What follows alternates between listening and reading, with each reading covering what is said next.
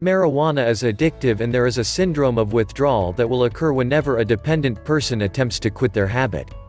Marijuana is not terribly dangerous over the short run, but the consequences of long-term use and addiction are a greater risk for certain cancers, some cognitive and learning deficits, and certain social deficits.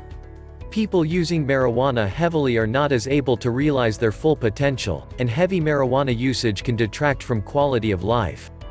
The withdrawal symptoms of marijuana cessation can include irritability, insomnia, anxiety, headaches, nausea, depression, a loss of appetite, and others.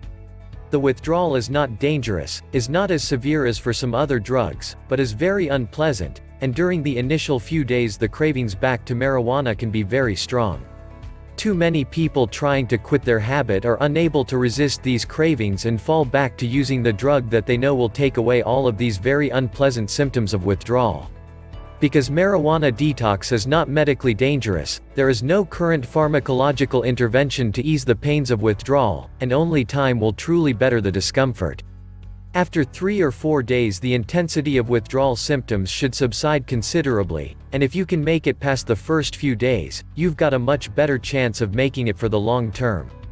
One very effective, free and completely safe way to reduce the intensity of the symptoms of withdrawal is through long and enjoyable exercise. To lessen the symptoms of withdrawal, and take your mind off of the constant cravings, you need to get off of the couch, and get out and get your heart pumping. Exercise helps on a number of levels.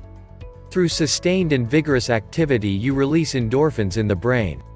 Endorphins are a natural way of feeling high, and a bit of exercise and the corresponding release of endorphins can do a lot to lessen feelings of anxiety, lethargy, and depressions. Sustained and vigorous exercise can also fatigue the body, and hopefully lessen characteristic insomnia that can so often trigger a relapse back to use. With exercise and vigorous perspiration, you can also cleanse the body of toxins and drug metabolites, toxins that some maintain have an influence on the continuation of detox symptoms. Exercise is free, it will make you feel better, it keeps you busy and keeps your mind off of use, and it may even help you to sleep at night.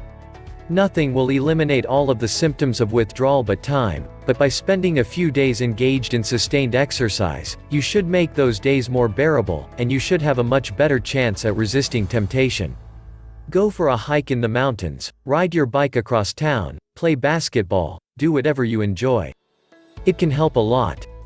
If you find that you are simply unable to resist the temptations and find yourself using again, you may want to consider professional help.